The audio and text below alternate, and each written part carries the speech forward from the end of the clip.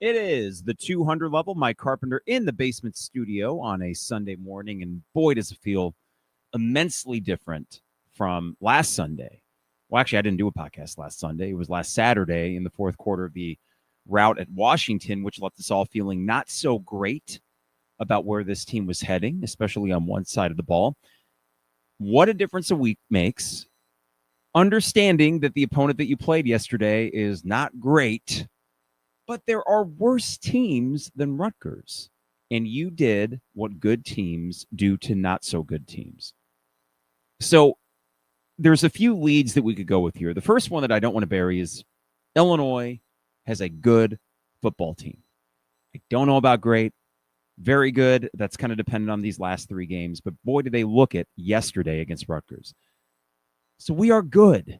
And as I'm watching college football yesterday, and we'll talk a little bit more about this in detail, I'm seeing all this kind of messiness, for lack of a better term, with programs that have no reason to be as messy as they are. And yet here we are, 6-3, beating the teams we should. Yeah, you'd like some of those losses back, especially the way you looked in them, but you're good. I like being good. I like being at a tailgate and hanging out with other like-minded Illini fans and talking about a good football team, and you have that. So simplistic as it sounds, let's start with that lead. Illinois football is good. They are 6-3. There was something that struck me yesterday, very similar to the Michigan State game last year. You entered Memorial Stadium on what was a cloudy, kind of brisk day, though it was pretty nice, all things considered. But it was certainly different than all the games that came before with the sun and the warm weather. And okay, now we're getting into Big Ten weather, if you want to call it that. And similar to that Michigan State game last year, there was such a sense of being in control for basically the entire game that was such a relief and so much fun to watch and to see it unfold and never really feel nervous about your team's chances. I mean, it was evident from the start. You held Rutgers to, I believe, 6 points on their first three drives. Defensively, you felt a lot better. Yeah, there was the early interception by Luke, but the offense was moving the ball at will, controlling the clock, and really just doing whatever they wanted to, really from the jump. I mean, a 99-yard touchdown drive to kick things off. So it was such a nice, relaxing day at the stadium and in the lots that it just reminded me of where this program has come in the last 5 years and left me just with a sense of, and if this sounds a little, idealistic, so be it, a sense of gratitude for the fact that we are now watching a program where this kind of thing is expected and not surprising.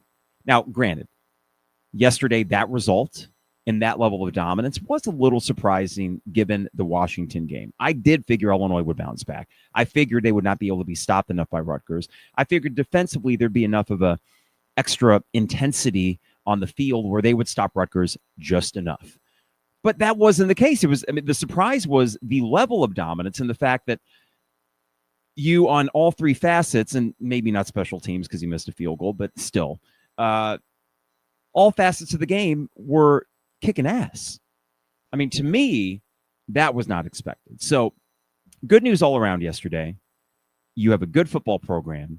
You, similar to the Michigan State game last year, kind of imposed your will against a lesser than opponent at home in front of a really good crowd.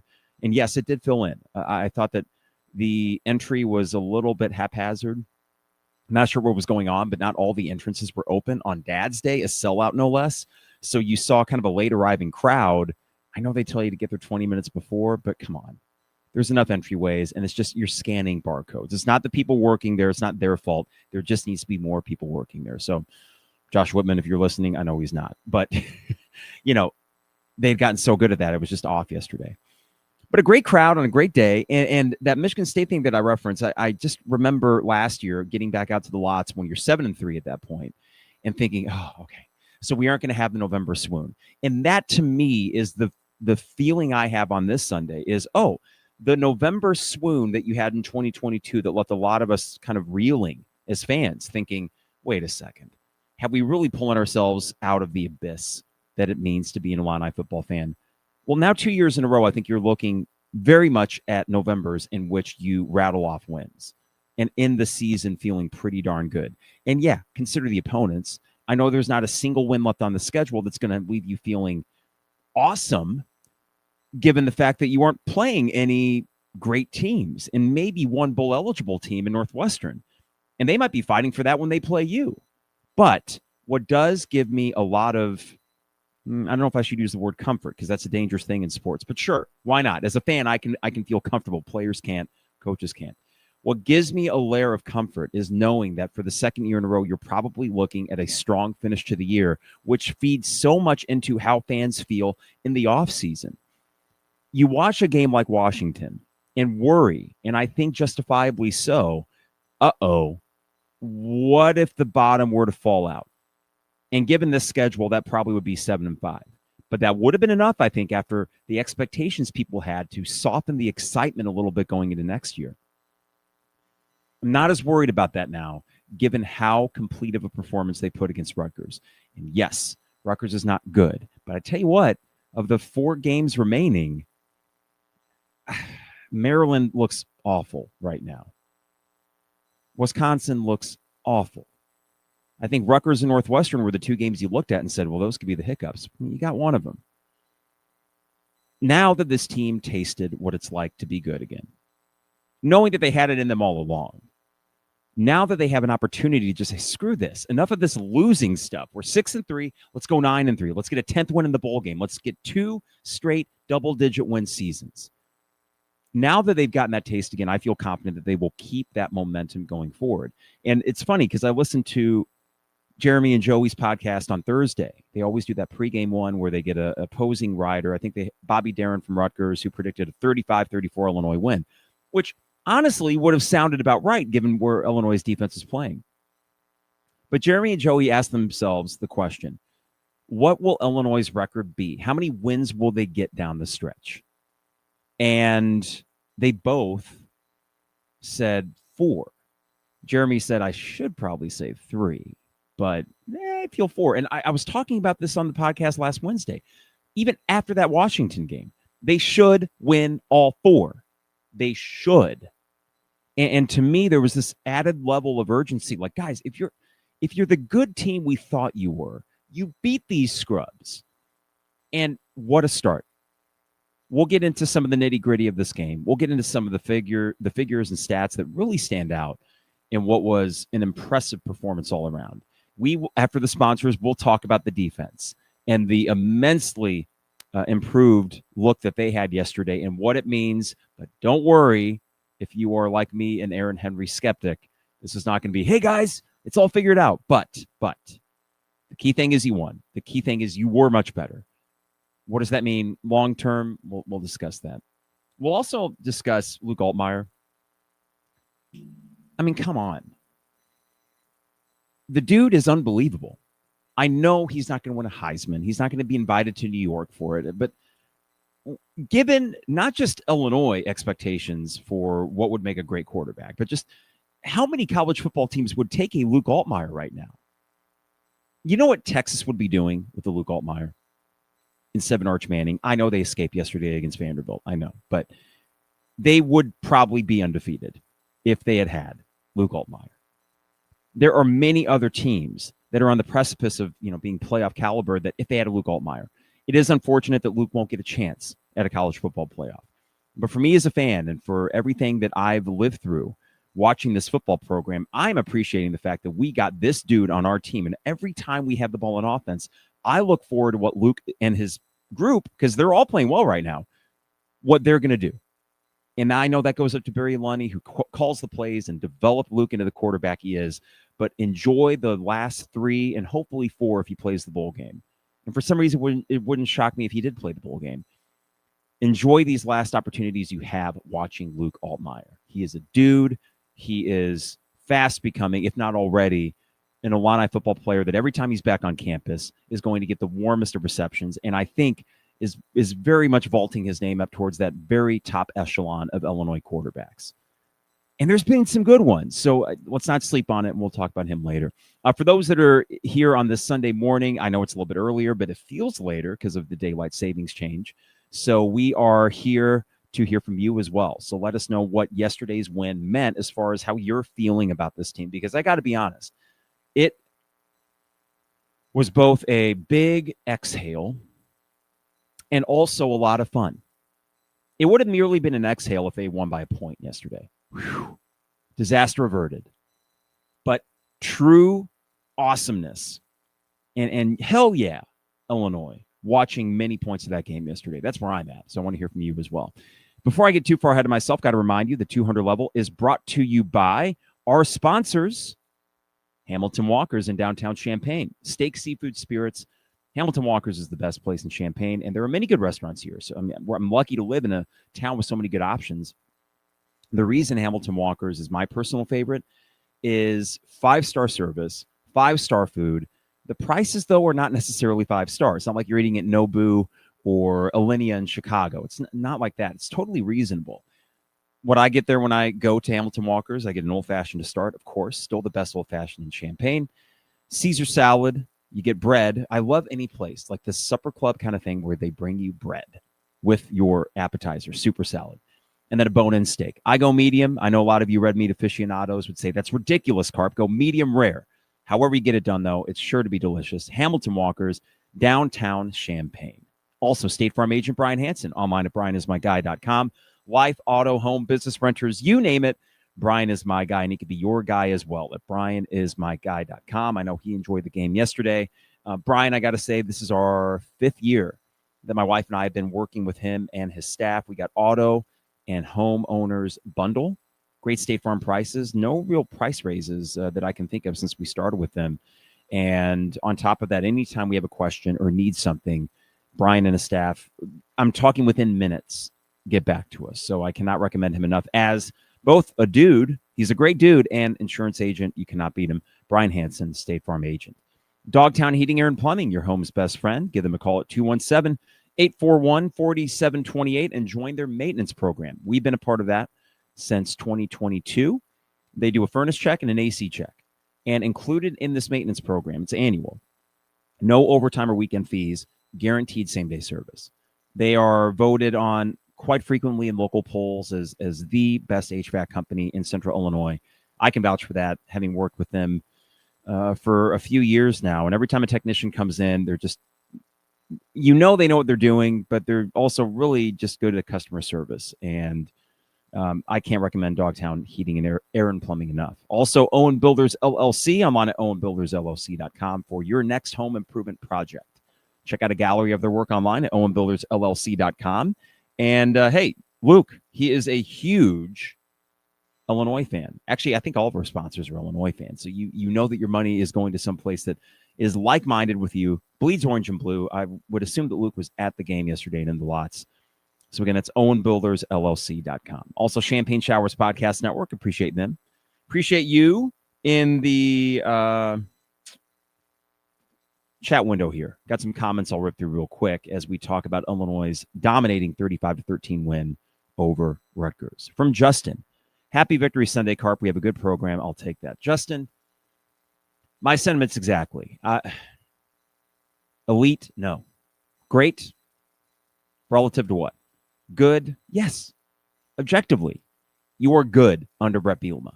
You are a team that others have to take seriously. You know what's so interesting is that I see yesterday, Minnesota gets bowl eligibility. And they beat Michigan State, and Michigan State stinks. I mean, good. And it took them overtime to do it at home. Not a lot of excitement up there in Minnesota. And yet they have bowl eligibility just like they always did under Glenn Mason. And I'm thinking, why do I feel as if Illinois is in a better place as a program? Why do I feel like there's more momentum? Why do I feel like in the hierarchy of the Big Ten, Illinois is more of a threat than Minnesota, despite the records probably not being all that different?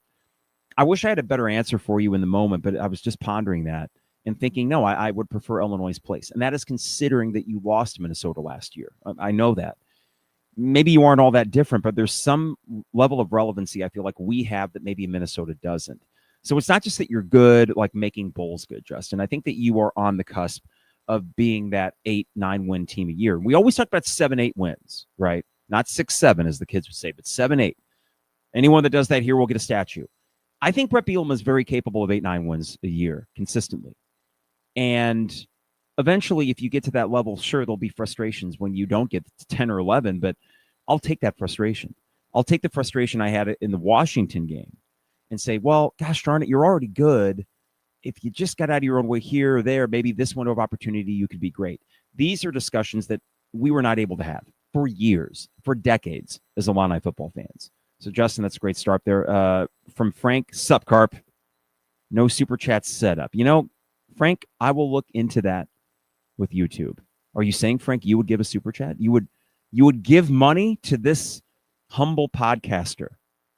Maybe we'll figure out a way to do that. Actually, Frank, now that I think about it, we do have some second half reaction pods coming up for Illinois basketball. I'm debating if we'll start tomorrow. I think maybe we should.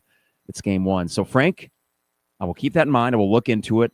I won't say no to money. From St. Dominic, I'm ready for basketball. Me too. And we got that coming up, St. Dom. But I know St. Dom, because he'll often, after a podcast, leave a longer thing in the chat thread.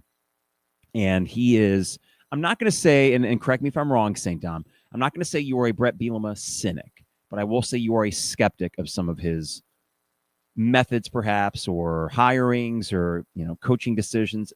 I think that there are areas with Brett Bielema where, of course, I wish he was a little stronger here, there, or elsewhere. But it does appear that there is a steady hand on the ship. As I'm watching the game yesterday, so here's what I did. About midway through the second quarter, because we have the new tailgate rig. It debuted. It was the maiden voyage yesterday. And I'm sitting in there and I'm like, man, I want to be a good fan. I want to cheer for the team. I also want to be the tailgate rig. So if you'll forgive me, I did spend most of the game back out. That mid-second quarter, I said, out I go. So I can enjoy the trailer that me and my friend Kenton have set up and gotten ready for this. And it was a great day for the first run of this rig. I'm watching much of the game on TV. Now, I will say this, and this is why a lot of stadiums have trouble filling the stands. It is a better viewing experience on TV. You can really see what's going on. I did like what I saw in the first quarter and a half, though it did take Illinois a bit to extend that lead to a place where you felt truly comfortable. For a bit, maybe the first quarter and in the first few minutes of the second quarter, it felt like, oh boy, it's going to be close. We're going to be sweating it out. Not that would have surprised people, but I think we were all hoping maybe, just maybe, we can find a way to get some separation. To see what Illinois did from essentially mid-second quarter on, and the way they closed the first half, and the way that they opened the second half, that was just expert execution. A team that looked like they knew what to do and when to do it. All on the same page. And what I mean by that comment is the steady hand of Brett Bielema is a huge reason, I think, why things looked so competent yesterday after looking so incompetent the week before. There was nothing about the Rutgers win that made me think, oh, well, everything just came together in a perfect storm today. No, that performance against Rutgers, I think, can be replicated. I think that it shows that there is enough of a culture built in this program where a loss like Washington did not derail anything. And if anything, it really refocused this group. I wish they could have been more focused going into Washington and played better, and certainly had a better defensive game plan. But St. Dom, I am curious, and you can throw it in there. Yeah, okay, look at this. We are a middling program. Illinois is 3-3 in conference, currently in 10th place, tied with Nebraska. 6-3, 3-3 is bottom. St. Dom, they're probably going to finish 6-3 in conference and finish 9-3. I don't know about top quarter of the Big Ten. I think you're in the top third when all's said and done. Let's just get this out of the way. And I'm just having this discussion for the sake of context. Okay, so St. Dom, I think it's fair to say, is a Brett Bielema skeptic. I'll go skeptic, St. Dom. I don't want to put words in your mouth. But reading that, and I know he's probably not the only one that feels that way. I have a cousin, for example, that at least a couple years ago, Barry Lunny, and that was the 8-4 season, and we talk about Barry Lunny. I'm like, I don't know. I think Barry's fine. He's not perfect, but I think he's doing a pretty good job. I mean, to me, maybe I am falling into the trap of not holding this program to high enough expectations, but I do, full disclosure, have different expectations for football and basketball here. And I'll adjust those. But as it stands right now, St. Dom, you got a top third of the Big Ten program. You got your elites, Ohio State and Indiana and Oregon. Michigan, I think, under Sharon Moore is right there at number 4 simply because of the resources they have. USC got the win yesterday against the backup at Nebraska. But you know what? Credit to them. They got the win. And they probably should have won by more, but it's Lincoln Riley. So what can you really expect? But I'm sorry. You're better than Nebraska. And Washington. I think Washington's a little bit better than you two. So right there, if I recall, that is 5 or 6 teams. But wouldn't you say you're probably on equal footing with USC right now? I mean, that sounds ludicrous coming out of my mouth because I know the brand of USC. But in the Big Ten, you're right there with them. And we'll see what Jed Fish does long-term at Washington. But you're in the USCs and the Washingtons of the world. You're not in the Nebraskas. You are above Nebraska at the moment. Until they prove otherwise, it can actually beat a ranked team, which Brett Bielema does fairly regularly. I know there's only one this year, but he's got a pretty decent track record, especially for Illinois as a program. So at the same time, I got to push back pretty hard on that. Middling sounds like middle of the pack, like you were a 9th or 10th best team in the Big Ten. I know it was only Rutgers, but when this season is over, you will find yourself in all likelihood in the top third of the Big Ten for the second year in a row. That is worth celebrating. And if you have an idea for who you'd rather have here or ways that Brett Bielema can improve, let's hear it. But his offensive coordinator, great hire. Defensive coordinator, they're going to need to make a change. We're going to discuss defense here in a second. But I don't know what more you could really want. I mean, and here's St. Dom talking about the bowl games he doesn't want to go to. I mean, I don't know, man. I enjoy bowl games. I'll go to New York, Las Vegas, Nashville. Not spending money for this. Would you anyway, St. Dom? If it weren't the college football playoff, would you? I'll go because it's a trip over winter break. Shit, man. Like, why not? From truthfully speaking, prestige-wise, we have risen. And that's kind of my point.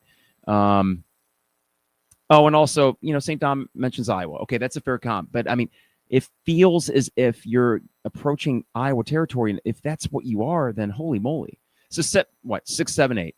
I just said 6, 7. Darn it. My kids would get me on that. No, and here's the thing. I bring those up because I don't think St. Dom is trolling or anything like that. I think that there is probably a section of the fan base, given the expectations this year, that are frustrated that, well, yeah, you're 6-3, and that's great, but when you've played the really good teams, you've looked awful. And I'm not going to dismiss that notion that you have looked awful against the 3 best teams that you played this year. That's frustrating. But I said before this year, I don't need the playoff. I just need them to have another good season. What did that look like? Well, finishing 9-3 and winning these 4 games will do that for me. And then off season, you make the changes needed. Now that leads me to the discussion about the defense. Objectively, the defense did very well yesterday. Just to make sure that I get this all right with stats, you held Rutgers to 312 yards, and I think about 100 of those were in the fourth quarter when the game was out of reach. 59 rushing yards. Rushing defense is great for Illinois yesterday. Anytime Rutgers tried to run on first down, they bottled them up, 2nd and long, and then you get a 3rd and long. Credit to Illinois, 3rd down efficiency, 6 for 16 for Rutgers. They actually looked aggressive, and whether that was a bad offensive line for Rutgers or the fact that you were sending more, which when I would count on 3rd down, it was often 4 or 5 guys they would send, and I thought, thank God, not just sending 3, which just seems to set up any quarterback for success because they have all the time in the world. So 6 for 16 3rd down, and yeah, you gave up 253 passing yards, but about 100 of those, or maybe 75 of those, in the fourth quarter when the game was out of reach. Ethan Kaliakmanis, I don't know how good he is. He makes some good throws. He's either throwing dimes or he's throwing ducks. There was some just right into the ground at his receiver's feet. And I'm like, this guy is the one I remember at Minnesota. But he's had good games this year where he's capable of more than what he showed yesterday. Is that a bad game for him? Is that Illinois putting him in a bad position? Probably a mixture of both. You didn't stop Dylan Gabriel yesterday. I know he's last year. And you did not stop Mendoza from Indiana. Or you certainly didn't Damon Williams at Washington. But Kaliakmanis is probably a 10th, 11th best quarterback in the Big Ten, despite the stats that say he's way up there. And you made him look pretty bad. So that is credit to this defense. Now, the question is, how much credit am I giving to Aaron Henry for yesterday's performance? It would not be fair of me. It would not be fair to give him no credit However, yesterday does not change any way, shape, or form what needs to happen this offseason. It does not. Rutgers did have the 31st best offense in the country, according to K-Ford ratings. Illinois at 18. So you figure this would be a shootout, right? Our defense is 58th. Rutgers was 111, and it looked it. But here's the thing. Rutgers offense, by far the best left on the schedule. According to Kelly Ford ratings, Maryland, 77th best offense in the FBS. Wisconsin, 118. Northwestern, 89. Now, the defenses get better. There's no doubt. But if that's what the defense could do against a Rutgers team that has scored and scored plenty, then I don't know. That is something worth being excited about. I'm just not going to change my tune on what should happen in the offseason. Now, I was talking with people in the lots, and even a fan who sat in front of us. I was talking to her for a little bit during the first quarter, listener of the pod, and she asked what would happen to Henry. And I said, well, he can't be the defensive coordinator. If they want to go back and be secondary position coach where he did an okay job back in the day, fine. If you don't want to fire the guy, I understand that, but you can't keep him in that role. That said, you did this against a Rutgers team that has scored 38. Oh, no, they lost. I'm sorry. They lost to Iowa at home, but they did score 28 against Iowa. And they scored 28 on the road at Minnesota. And they scored, 27 at Purdue, but what does that really mean? Though Purdue looked okay against Michigan yesterday. Or did Michigan not look good? Depends on your perspective. No, it's worth applauding the defense. It's worth applauding Aaron Henry. However, let's be real. That was Brett Bielema. And it's kind of unfair for Aaron Henry in this regard. They have a great game. Brett Bielema is going to get the credit. They have a bad game. Aaron Henry is going to get blamed. I know that's where we're at, and I'm probably feeding into that a little bit too. But the track record suggests that Aaron Henry is not a consistent defensive coordinator. His defenses are not consistent and will have stinkers against teams they shouldn't. I think they'll probably still have a stinker along the way here. It's just the fact that none of these are good offenses, and you have a very good offense, and I think that should be enough to overcome that in the last 3 games, to overcome whatever stinker you maybe inevitably lay out there. But, yay, defense, still got to make a change. I mean, I don't think it's negotiable because let's say you go 9-3. Let's say you go 10-3 with the bowl win. Great. But the stink of those bad performances and the fact that it did not let you sniff what was a possible goal or an attainable goal, I should say, of being that 4th team in the Big Ten, then that's just too big of a stink to wash off, I feel like. There was no excuse for them to be that bad. Yay, you were better today, but I can't trust him. Can you trust Aaron Henry? I can't. Can you trust Barry Lunny? Yes. Let's hope he stays. I don't know what kind of money you got to throw at him, and I don't know what his alternatives would be for Barry Lunny, because as good as they are, is he good enough to get a Power 4 head coaching job? I don't know, and I feel like that might be the one thing he would leave for, or a Group of 5 maybe, the upper tier Group of 5 team. There's a way that you can maybe keep him. But would anyone be disappointed if you said Aaron Henry is back to secondary coach? I don't know, give him some like BS title, like he's the assistant to the head coach, secondary coach. Oh, here's our new defensive coordinator, Joe Blow from Kokomo. I don't care. It doesn't matter as long as it's a proven guy at D coordinator, where Brett Bielema won't need to worry about week in, week out spending that much extra time coaching the defense. I did not listen to the telecast, but apparently early on, the sideline reporter or maybe the guys in the booth made mention that Brett Bielema said we slept in the facilities over the week, that the coaching staff did. At least he did. Okay, well, I believe it. That's what the profession calls for sometimes. But does he really want to do that every year when he's got a defensive coordinator, even if it's a former player or not, and say, oh, great, here's that annual swoon. Let me spend 1 week at the Smith Performance Center because Aaron's not equipped to handle this. He doesn't want to do that. So just make it better for everybody. If Brett Bielema is the head of a program that I think he is, part of that deal is put your staff in the best position to succeed. He's not doing that if he retains Aaron Henry in that position. And you could say, well, what defensive coordinator would accept a demotion? And I would counter by saying, well, who's going to hire Aaron Henry as defensive coordinator anyway? No one. Give me a break. That's not in the cards. They have a relationship. I think there's a way Brett Bielema could do this in a way that is beneficial for all parties, where Aaron Henry wouldn't even need to take a pay cut. You're the secondary coach, assistant to the head coach. You're one of my right-hand men, but I need to get a different guy to call the defense. Fair. Done. Everybody's happy. If that sounds ridiculous, and maybe I'm underrating the egos at play here, but the pre-existing relationship that they have leads me to believe that that is possible. So please, thank you, defense. That was great. They were flying around. They looked energized. They were making tackles. You had 9 pass breakups, I believe is the stat. 9. And before that on the year, you would had something like 10 for all the other games. I need to go back and listen to Jeremy and Joey, who had done a great job of keeping that stat. I don't know if pass breakups are something that I can actually find here, not on the main box score that I have. But yeah, that is something worth applauding, and something that gives me a little bit more hope going forward that this defense may have figured out something or found something to be simply serviceable, because serviceable is all they need to be. Serviceable. Just don't go out there and actively lose any games. And I feel as if the defense, or the offense rather, will put up plenty of points for you to win out. And that's great, and should be applauded, and should be exciting, and you still got to make the change.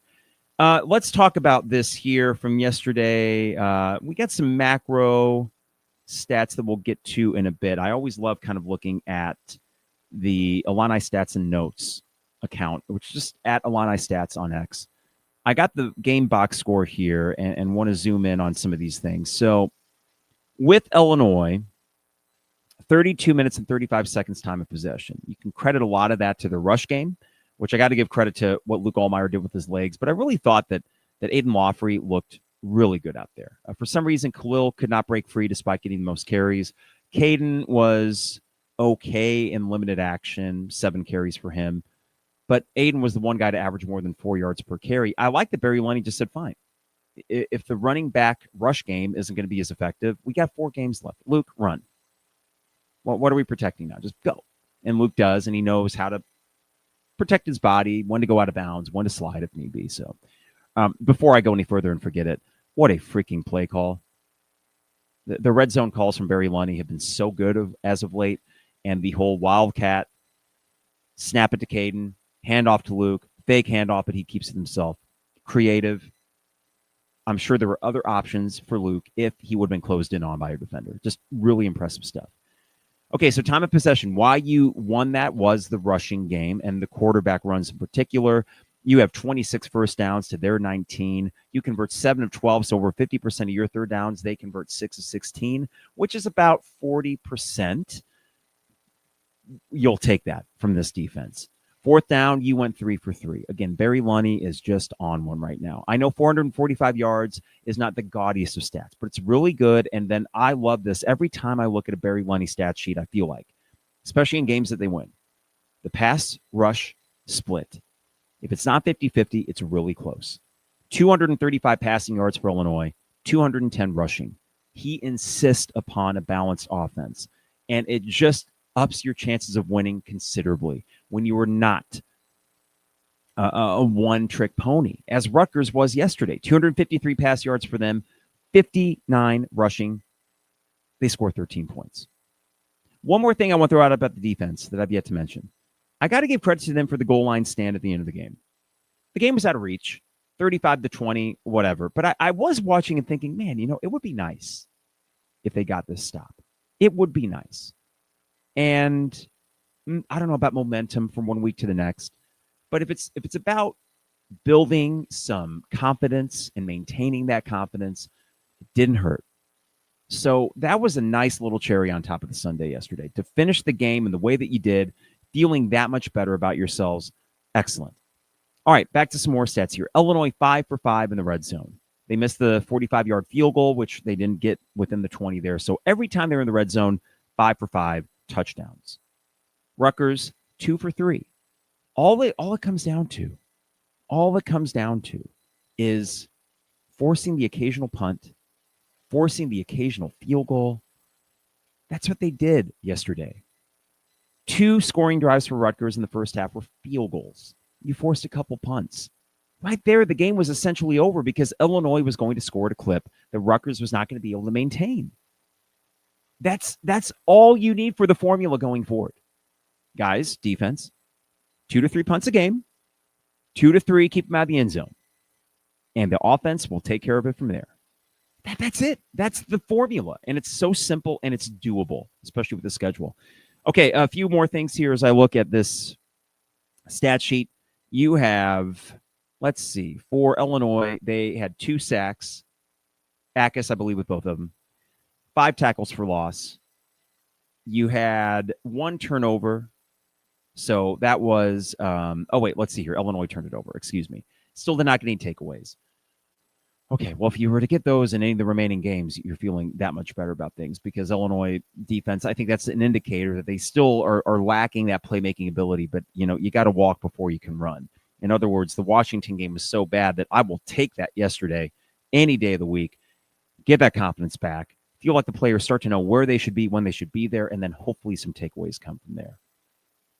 But yeah, man, I mean, it's just dominant. And I want to get to this too, because St. Dom is one of, I think, a small group of Illini fans that might still be skeptical of Bielema. But just for context sake, and it's not to say that things can't be better and that Brett Bielema should work to improve certain aspects of this program. But from Illini stats and notes, I want to make sure I get all these accurate here. Illinois is postseason eligible in back-to-back seasons for the first time since 2010-2011, so the end of Ron Zook. More impressively, they're postseason eligible 3 times in a 4-year span for the first time since 1991 through 94, the Makovic into early Tepper era. Illinois has 21 Big Ten wins in Bielema's first 5 seasons. It is Illinois' most Big Ten wins in a 5-year period since winning 23 Big Ten games from 1990 to 94. Let me rephrase this. If you win out, that will be 24 Big Ten wins in 5 seasons. That will exceed the Makovic into Tepper years from 90 to 94. Now, I know Makovic started in 88, I think. Guys, that context is huge. Most wins over a 2-year period in Illinois history. So, in 1989 to 90, 02 to 03, and 01 to 02. So those are, let's go modern history, okay? You won 18 wins, 18 games between 89 and 90. You won 17 games between 83 and 84, and 82 and 83. So Mike White had it rolling. You already have 16 wins between 04 and 05. Or sorry, 24 and 25. You have 16. And again, if you win out, that will give you the most wins over a 2-year period in Illinois history. St. Dom, come on, brother. What do you want here? If they win out, they will have the most wins over a 2-year period in Illinois football history. That matters. Not just a bit, but a whole hell of a lot. And I will repeat that stat as they march towards it because that is something worth celebrating. And if that's the baseline to go off of, all right, I continue here. Most wins over a 4-year period in Illinois history. Well, the golden days appear to be the turn of the 20th century. They had 35 wins from 01 to 04, 1901 to 04. Okay, so let's go modern history here. Mike White, 31 wins between 81 and 84. That's when he got it cooking. That's when I, as a kid, heard all about tailgate and just the amazing atmospheres with the program. So 83 to 84, or 81 to 84, 31 wins in those 4 seasons. 89 to 92, which I always looked in a media guide and said, man, I want the Makovic era. 30 wins in 4 years. Okay. This team, this 4-year stretch, 22 to 25, you have 29 wins. If you win out, you will have more wins in a 4-year period than you did in the Makovic era, in the Mike White era, by winning out. And frankly, if you win 2 out of the last 3, you've matched the win total from 81 to 84. That's the period that everybody talks about. The 80s belong to the Illini. I guess what I'm trying to make, the point I'm trying to make here is, damn it, get excited. Be excited. I don't know if the 20s belong to the Illini, though Brad Underwood and Brett Bielema have done a pretty good job of it. But what the hell? If I say we're living in a golden age for Illinois sports, I guess the stats bear that out. And I would love to be Indiana football. But that's a needle in a haystack. Curt Cignetti's a unicorn. It's not realistic to happen more than once a lifetime for what's happening in Indiana to happen. I'm not going to use that as the litmus test for where Illinois should be. I'd love it, but we aren't. That's okay. And maybe Brett Bielema will get a bite at the college football playoff apple. If you get enough bites at winning 8-9 games a year, then it might just happen. Most wins over a 5-year period. Now, if you win out, it would be 37 wins in a 5-year period. And guess what? That would tie you with 81 to 85. All I ever wanted as an Illini football fan, because I wasn't born until 86, was to know what it was like to have a good football program. It's all I ever wanted, and I have it. And I'm celebrating that fact without any reservation. And able to, just like after the Washington game, I'm not going to come here and just kiss ass every week. You saw that last Saturday, and I thought it was righteous frustration with a performance that was unacceptable. And a performance that was unacceptable because of the expectations that you've risen as a program. What Brett Bielema has done is raise expectations to a degree where giving up 42 on the road isn't just, we stink. It's, hey, that's not good enough. And he would admit it. He slept in the office all week because of it. Great. Attitudes and expectations have changed. That is a mountain to climb for a place like Illinois. And Brett Bielema has done that. And we'll see what happens next year. I know a lot of players are leaving. You're losing an all-time Illini quarterback.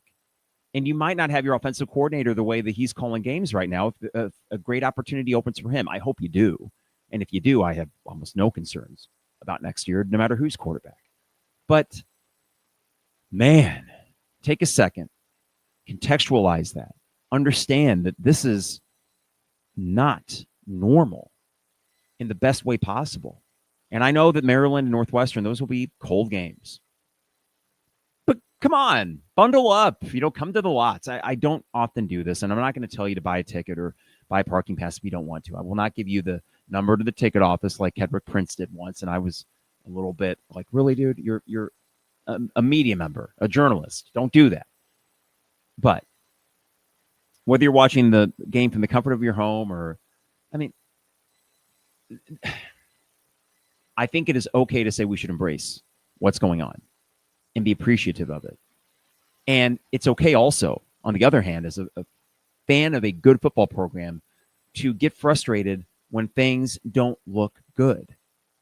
It is not hypocritical to say, I'm super happy about the state of things. I really hope they improve these areas. That's not hypocritical. Those are the two hands that good programs are able to kind of hold, the two truths that good programs are able to hold at the same time. And you've gotten to that place. Whether or not you ever win a national title, I don't know. And I somehow doubt that's going to happen in my lifetime. It's what it is. But for me, football is more than just the game. It is the tailgate, it is the collective shared experience. And by just giving this program and this fan base something to cheer for and something to look forward to, that is night and day different from what I grew up on. And I'm just soaking it in. If that sounded like a 10-minute, we're not worthy, Wayne and Garth meeting Alice Cooper towards Brett Bielema, so be it. But as I'm out there yesterday afternoon and the game is wrapped up and people are just sort of reveling in the victory and having their victory drink or victory cigar, and just enjoying a fall football Saturday in Champaign with a 6-3 football team with more wins on the docket. Damn it, man. Like, that is the good stuff. And maybe this year isn't going to be as memorable for some as last year. To me, last year was just immensely fun. That's the cost of expectations. When you have high expectations, anything less than that will feel like a minor disappointment. And last year I was like, just make a bowl game. Well, they did far more than that. So I'll always view 2024 as a special season in my fandom. And maybe I won't view this as a special season either. But here's the thing. You start stacking these good seasons one after the other, and it itself becomes a collective group of years where you say, man, that stretch right there was really good.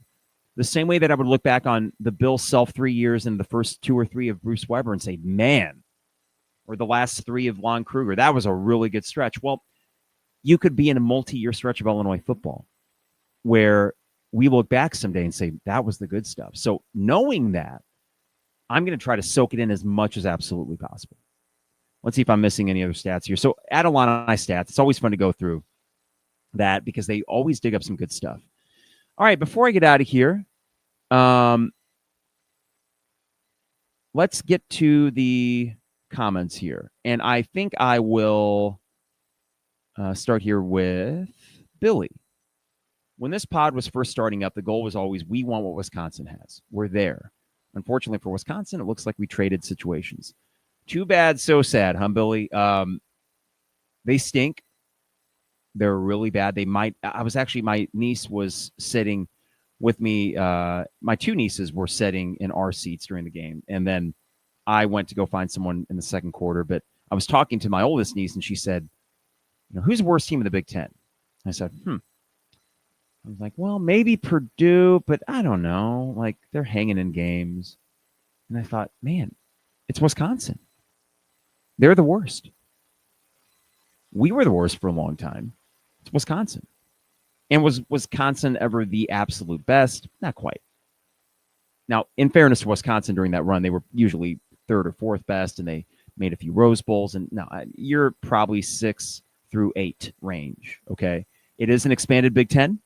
If you take USC and Wisconsin or Washington out of the equation, then maybe you are where Wisconsin was. But those West Coast teams add some more difficulty. Well, Oregon, too. Christ. Yeah, Oregon, Washington, USC probably keep you in that 6 through 8 range. Notice I'm not saying the number in the middle there. But I think there's something to that, Billy. You are that level of relevancy of a Wisconsin when Bielema was there, for example, in context to the rest of the Big Ten. And I think that when you see what's happened there, it's something to certainly never take for granted. I think what will help Billy keep Illinois out of that mess, we just seem to have a lot more donors ready to go and spend the big money to avoid what's happening at Wisconsin right now. Interesting take here from St. Dom about Brett being afraid of Henry going with Ryan Walters to Purdue. St. Dom says he panicked and made Henry the defensive coordinator to keep him at Illinois, and Kevin Kane left with Henry. I thought something similar to that effect, St. Dom, and that was a calculated move. Can we blame Purdue for setting this whole mess up in the first place? I think Ryan Walters would have gotten a head coaching job, but then again, his defense would have fallen off in 2023, not to the extent it did with Henry. So Purdue decides we're going to go with the cool young coordinator. Screw them. Now they got Barry Odom, who seems to be a serviceable coach. But what that did was screw up their program and maybe halt a little bit of our progress. So, yeah, screw you, Purdue. They bother me to my core. From Jacob. Where was this defense against Washington when I flew to Seattle to watch them? Ouch. Well, some of our tailgate friends, Jacob, they went out there too. They had a great time in Seattle, except for the game. Yeah, that would have been immensely frustrating to be out there having traveled to watch that performance.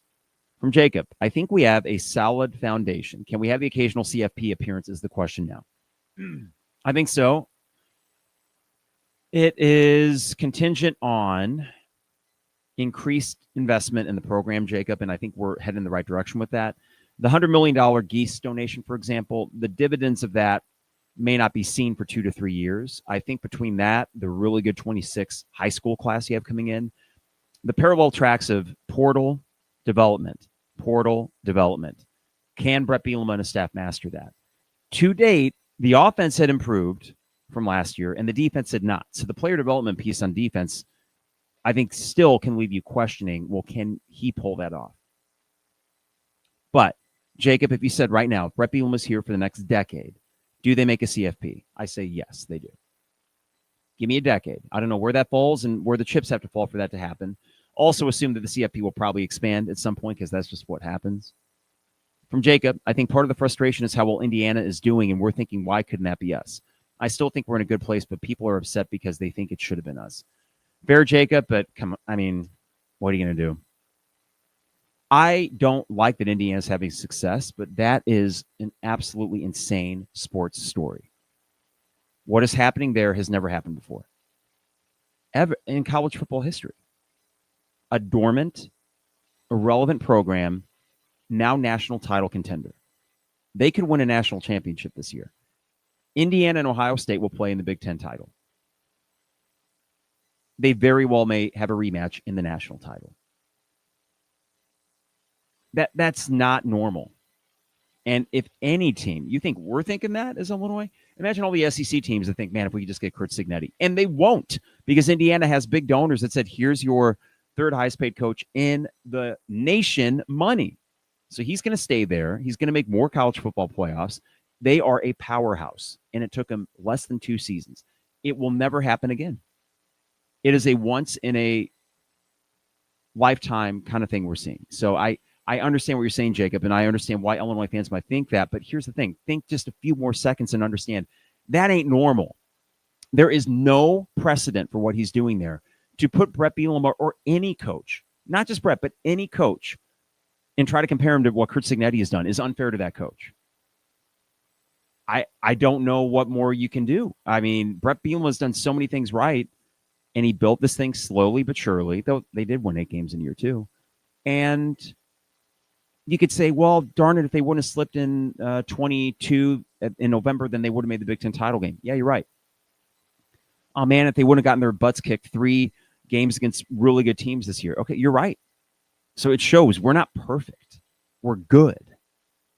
But Curt Cignetti's basically perfect.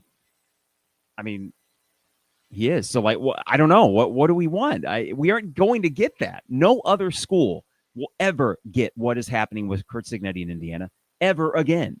It is highly unlikely. So I think we need to relieve ourselves of that. If that's what's holding you up in terms of enjoying this Illinois football run is Curt Cignetti and what he's doing in Indiana, then you will never be happy, because that's like saying, man, why isn't, I don't know, like, why isn't anyone like Michael Jordan? I don't know, because there's only one Michael Jordan that ever lived. And if you say, well, Carper, you're saying Curt Cignetti's the Michael Jordan of college football coaches? I guess I am. What other comp would you make? The guy's doing things that have never been done at that level for that program ever. It would be like a group of 5 coach gets hired at, God, what is a comp for Indiana? Oregon State, and has them on the cusp of a national title. It's insane. So that is my way of saying, Indiana, good for you. I got a buddy who just moved to Bloomington, and I was telling him, dude, you guys have a powerhouse football program a 5-minute drive from your house.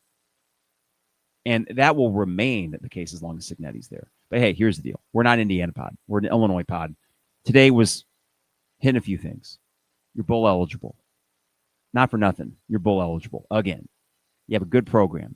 You have a great quarterback. The defense has improved. There still needs to be changes in the offseason. We'll see what those are. It needs to happen. But you know what? For one day, they were better. And as long as they're serviceable the rest of the year, you should win out. That's the goal. It's attainable. It's right in front of them. 9-3, and the chance to be the winningest 5-year stretch in Illinois football history. It's right there. That is what I'm going to leave it with. Pretty freaking cool. Before I get out of here, thanks to all those that tuned in on this Sunday morning, early Sunday morning. Hamilton Walkers, downtown Champaign, steak, seafood, and spirits. Go there for formal or informal dinner. So it could be a date night or pre or post-game meal with your friends. You could go tomorrow night before Illinois plays Jackson State. Also, State Farm agent Brian Hansen. Online at brianismyguy.com for life, auto, home, business renters, you name it. Brian is my guy, and he can be your guy as well at brianismyguy.com. Dogtown Heating, Air, and Plumbing, your home's best friend. Give them a call at 217-841-4728 and join their maintenance program. No overtime or weekend fees and guaranteed same-day service. We've done that for 3 years now. It's been huge for us. So Dogtown Heating, Air, and Plumbing. Finally, Owen Builders LLC, online at owenbuildersllc.com for your next home improvement project. Check out a gallery of their work and get a free quote online at owenbuildersllc.com. All right, so here's the deal. I'm going to decide. My wife's going on a trip here Tuesday morning, gone for a while. So I got to decide if I'm going to do a pod during the second half or just wait until Tuesday so we can have a full reaction to Illinois' first game of the season. I know Friday evening for sure we will do a second half pod here in the basement studio. But whether I see you Monday for the second half or Tuesday for a full recap of Illinois basketball's tip-off against Jackson State, it is now that beautiful time of year. We have football and basketball going simultaneously, and you have two good programs to root for. Not bad, Illinois fans. Hey, before you get out of here, for those that are watching, do me a favor. Like, follow, subscribe, any of that jazz. Whatever you're watching us on, we appreciate it. For those that listen on Spotify or Apple Music, or Apple Podcasts, excuse me, if you could leave a rating and review, that helps people discover us as well. I want to say hello to Bob and Nick, who stopped by at the tailgate yesterday. It was great to meet them, and a few other of the folks that listen. So always a treat to say hi, and don't be a stranger if you're in Lot 31 for the last two games, presumably chilly tailgates. But that's okay. It's football weather, baby. I love it. Illinois 6-3. Let's get to 9-3. Take care of business and have another great football season. Have a great rest of your Sunday. Go Bears, and we'll talk either Monday or Tuesday. It is the 200 level.